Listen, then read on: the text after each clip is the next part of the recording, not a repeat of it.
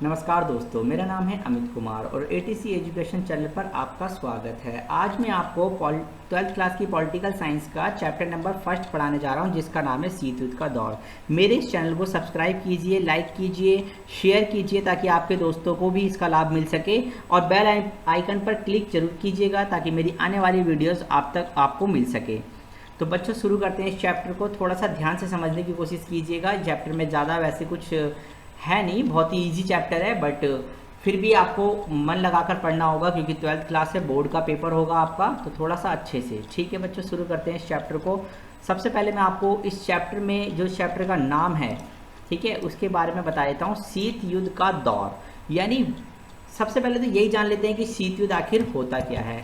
तो उसको जानने के लिए मैं आपको इसमें एक अर्थ लिखा हुआ है, इसको समझा देता हूँ। ठीक है, शीत युद्ध का अर्थ देखिए, जब दो देश या दो गुट आपस में एक दूसरे को नीचा दिखाने की, आपस में एक दूसरे को अप्रत्यक्ष रूप से, अप्रत्यक्ष का मतलब होता है इनडायरेक्टली तरीके से एक दूसरे को नीचा दिखाने या एक दूसरे को बर्बाद करने का प्रयास करते हैं, जिससे युद्ध ना होते हुए भी एक तनावपूर्ण का मतलब होता है मनमुटाव या डर भय का समय, ठीक है, वो वातावरण पैदा हो जाता है, उसे शीत युद्ध कहते हैं। मतलब ऐसे में इसमें आपने देखा कि युद्ध कहीं नहीं होता है, युद्ध ना होते हुए भी एक डर भय मन के अंदर बना रहता है, तनाव बना रहता है कि न जाने कब कौन सी दुर्घटना घट सकती है। इसी को शीत युद्ध कहा गया था और इसका एक समय सीमा थी, टाइम टेबल था। उसी शीत युद्ध के दौरान, ठीक है, क्या क्या हुआ, इस चैप्टर का ये नाम रखा गया है, शीत युद्ध का दौर। ठीक है, वो हमें इस चैप्टर में जानना है। तो अभी मैं आपको नहीं बताऊंगा क्योंकि अगर मैंने आपको अभी बता दिया तो फिर इस चैप्टर का मतलब ही क्या रह गया। तो चलिए आगे पढ़ते हैं। ठीक है, सबसे पहले हम जानते हैं युद्धों के बारे में। दो युद्ध हुए थे पूरे विश्व में, प्रथम विश्व युद्ध और द्वितीय विश्व युद्ध। प्रथम विश्व युद्ध 1914 से लेकर 1918 तक चला था और दूसरा विश्व युद्ध 1939 से लेकर 1945 तक चला था। ठीक है, प्रथम विश्व युद्ध में और द्वितीय विश्व युद्ध दोनों में ही, ठीक है, ये जो देश थे अमेरिका, ब्रिटेन, फ्रांस, सोवियत संघ, मित्र राष्ट्र, ये सब शामिल थे, जिसमें ये मित्र राष्ट्र में शामिल थे बच्चों, ये ध्यान रखना। जबकि जर्मनी, जापान, इटली, ठीक है, और आदि छोटे छोटे जो देश थे वो ध्रुवीय राष्ट्र में शामिल थे। तो कहने का मतलब ये है कि प्रथम विश्व युद्ध और द्वितीय विश्व युद्ध दोनों के अंदर इस तरीके से दो गुट थे जिनमें आपस में लड़ाई होती रही थी। ठीक है, तो अब मैं आपको आगे बताता हूँ अमेरिका का जापान पर हमला, क्योंकि द्वितीय विश्व युद्ध जब खत्म हुआ था तो एक बहुत ही खतरनाक समय था। उस समय पर आप देखेंगे, यहाँ पर देखिए, जापान का अमेरिका पर हमला। तो अमेरिका का जापान पर हमला, तो अमेरिका ने क्या करा था, देखिए 6 अगस्त 1945 को जापान के हिरोशिमा नामक एक शहर पर लिटिल बॉय नाम का एक बम, परमाणु बम था, जिसको गिराया था। ठीक है, ये याद रखना बच्चों ध्यान से नाम, ठीक है, ये डेट और ये बम का नाम है, ये पेपर में पूछ लिया जाता है कभी कभी। बाकी ये उसके शहर का नाम है जापान के, क्योंकि जापान पर जो बम गिराया गया था वो बम परमाणु बम था, यानी पूरे विश्व का एकमात्र ऐसा देश जापान जिसने परमाणु बम की मार झेली है। इस ना अब तक ऐसा कोई देश नहीं है जिसने परमाणु बम की मार झेली हो। दूसरा बम जो अमेरिका ने गिराया था वो था 9 अगस्त 1945 को। ये भी जापान का ही दूसरा शहर था जिसका नाम था नागासाकी। ठीक है बच्चों, और इस पर जो बम गिराया गया था उसका नाम था फैटमैन। ये बहुत ही खतरनाक हमला था अमेरिका का जापान के ऊपर, जिससे जापान पूरी तरीके से तबाह हो चुका था, बर्बाद हो चुका था। अमेरिका अभी भी शांत बैठने वालों में से नहीं था। अमेरिका ने सोचा था कि अब वो उस पर तीसरा बम 17 अगस्त को गिराएगा, लेकिन उसके तुरंत बाद ही, जब दूसरा बम गिरा 9 अगस्त को, उसके तुरंत बाद ही अमेरिका के सामने जापान ने आत्मसमर्पण कर दिया था। आत्मसमर्पण करना ही सही माना उसने, क्योंकि उस समय पर अब जापान के पास में ऐसी कोई ताकत, ऐसी कोई पावर नहीं थी कि वो अमेरिका का उससे सामना कर सके। अब हम बात करते हैं बच्चों, जब द्वितीय विश्व युद्ध खत्म हो गया उसके बाद एक संस्था बनाई गई थी, ऑर्गेनाइजेशन बनाया गया था, जिसका नाम रखा था UNO, united nation of organisation. ये बहुत बड़ी संस्था थी, इसको इसलिए बनाया गया था ताकि विश्व में कभी दोबारा तीसरा विश्व युद्ध ना हो, क्योंकि 2 ऑलरेडी हो चुके थे। तो चलिए देखते हैं इसकी स्थापना के बारे में। तो आपको मैं बता दूं कि यूएनओ की जो स्थापना थी वो 24 अक्टूबर 1945 को हुई थी। 51 देश तथा 6 परिषद के घोषणा पत्र पर हस्ताक्षर करने के बाद यूएनओ की स्थापना हुई थी। 51 देश इसमें शामिल थे, ठीक है, और 6 परिषद के घोषणा पत्र पर इन्होंने हस्ताक्षर किए थे, तब जाके यूएनओ बना था। यूएनओ का जो मुख्यालय है बेटा वो अमेरिका में है, यानी कि अमेरिका के ज़्यादातर वर्कर इसमें काम करते हैं। उन यूएनओ में लगभग 70% लोग कहाँ के कर्मचारी हैं, अमेरिका के। तो इसमें सीधा सा मतलब यही है कि अमेरिका का यूएनओ पर थोड़ा ज़्यादा प्रभाव है। ठीक है, चलिए आगे देखते हैं। शीत युद्ध का कारण क्या था। शीत युद्ध के पीछे कई सारे कारण थे। ठीक है, जैसे मैं आपको दिखाता हूँ यहाँ पर। सबसे पहला कारण था हमारा गुटनिरपेक्षता के उदय हुआ था। गुटनिरपेक्षता क्या था, इसके बारे में मैं आपको बाद में बताऊंगा। वैसे मैं थोड़ा सा अभी आपको बता देता हूँ कि जब शीत युद्ध शुरू हुआ था तो उसमें दो बड़े बड़े गुट थे। ठीक है, चलिए मैं आपको बताता हूँ, यहाँ पर थोड़ा सा समझाने की कोशिश करता हूँ। ये मैंने बना दिया एक तरीके से अमेरिका, ठीक है, और यहाँ पे बना देते हैं हम रूस थोड़ा सा, और यहाँ पर बीच में अटलांटिक महासागर है। ठीक है बच्चों, ये आपका अटलांटिक महासागर है यहाँ पर, जो ये पूरा का पूरा, और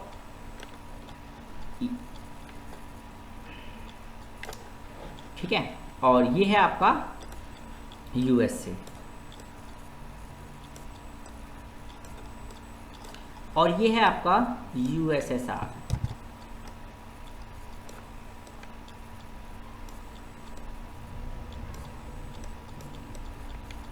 आप समझेंगे आप लोग। देखिए हुआ क्या था, दोनों के दोनों द्वितीय विश्व युद्ध के दौरान मित्र राष्ट्र में शामिल थे, बट अमेरिका ने अपने आप को ज़्यादा ताकतवर दिखाने के लिए जापान पर बम गिर दिया, जबकि रूस हमेशा से ये कहता रहा कि मैं सबसे शक्तिशाली हूँ।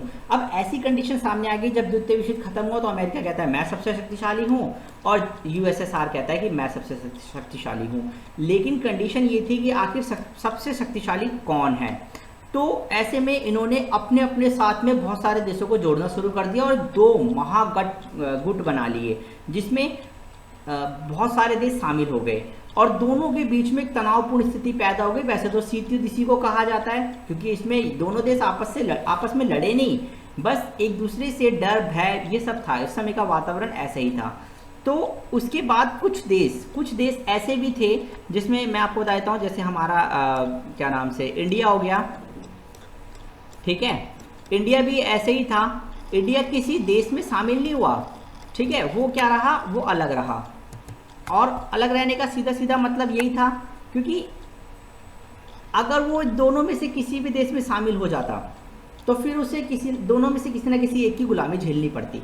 तो इसलिए अमेरिका क्या हुआ, अमेरिका ने अपने आप को इन दोनों ही गुटों से भारत ने अपने आप को इन दोनों ही गुटों से अलग कर लिया। तो वो तरीके से गुटनिरपेक्ष है, यानी दोनों गुटों में शामिल ना होकर एक अलग गुट में चले जाना या अपना एक अलग संगठन बना लेना, वही गुटनिरपेक्षता था। एक आंदोलन था ये, इसके बारे में बाद में पढ़ेंगे। लेकिन कारण इसमें एक यही था कि गुटनिरपेक्षता का उदय हुआ था, हथियारों की होड़ बढ़ने लगी थी, सैनिक संगठन बनने लगे थे, और पूरे विश्व में तनावपूर्ण वातावरण पैदा हो गया था।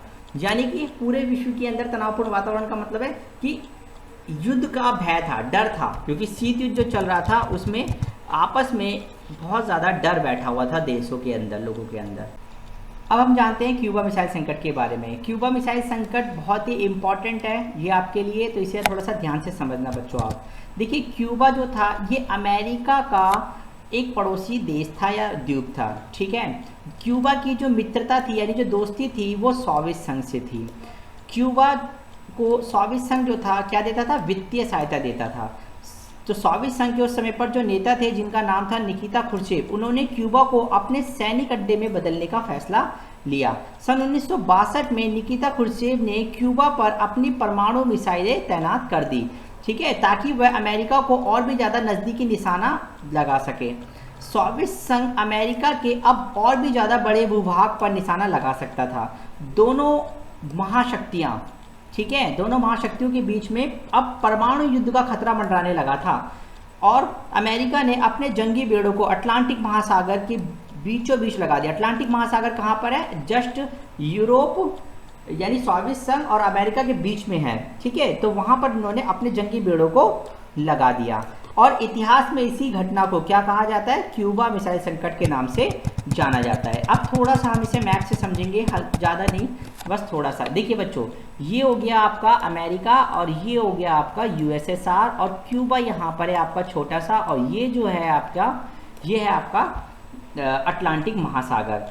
तो अभी मैं आपको यहाँ पे थोड़ा सा बताने की कोशिश करता हूँ। देखिए यूएसए, ये हो गया आपका यूएसए, और यहाँ पे ये हो गया आपका यूएसएसआर, ठीक है, और ये हो गया आपका अटलांटिक महासागर, और ये हो गया आपका क्यूबा। ठीक है बच्चों, चलिए अब इसी कहानी को जानते हैं। देखिए क्यूबा, ये जो आप देखेंगे यहाँ पर, ये यूएसए जो है इसका पड़ोसी देश या पड़ोसी द्वीप है क्यूबा, जबकि दोस्ती इसकी होनी चाहिए इससे, लेकिन नहीं, इसकी जो दोस्ती है वो किससे है, यूएसएसआर से। किससे है, यूएसएसआर, सॉरी यहाँ पे ये आर है, यूएसएसआर से इसकी दोस्ती है, ठीक है, और बीचों बीच अटलांटिक है। तो यूएसएसआर ने क्यूबा में अपनी मिसाइलें तैनात कर दी। मिसाइलें तैनात करके वो ये चाहता था कि अब वो जो यूएसए है, यूएसए को और भी ज़्यादा नज़दीक से निशाना लगा सके कि कभी भी अगर बाई चांस युद्ध होता है तो फिर वो उसे आसानी से उसके बड़े से बड़े क्षेत्रफल को क्या कर सकता है, निशाना लगा सकता है। ये बात 21 दिन के बाद, यानी 3 हफ्ते के बाद अमेरिका के जो उस समय राष्ट्रपति थे, ठीक है, जॉन एफ कैनेडी, उनको ये बात पता चलती है। उन्होंने तुरंत बिना देर किए रातों रात अटलांटिक महासागर के बीचों बीच यहाँ पर क्या लगा दिए, अपने जंगी बेड़े लगा दिए। देखिए यहाँ पे मैंने लिखा भी है, ठीक है। हाँ, ये बात बच्चों याद रखना, 21 दिन की बात है, 3 सप्ताह के अंदर बाद ये बात पता चली थी। और उसके बाद क्योंकि ये इसलिए लगाया गया था ताकि यूएसएसआर से आने वाले जो जहाज़ थे, उन जहाज़ों को क्यूबा तक पहुंचने से रोका जा सके, ठीक है। इसलिए अमेरिका ने अब इस अटलांटिक महासागर के बीचों बीच ये अपने जंगी बेड़े लगा दिए, और उसके बाद इनके मिसाइलों को डिस्ट्रॉय कर दिया गया। तो ये कहानी थी क्यूबा मिसाइल संकट की। बेटा उस समय ऐसा लगने लगा था कि अब सब कुछ खत्म हो जाएगा, अब एक तीसरा विश्व युद्ध होने से कोई रोक नहीं सकता।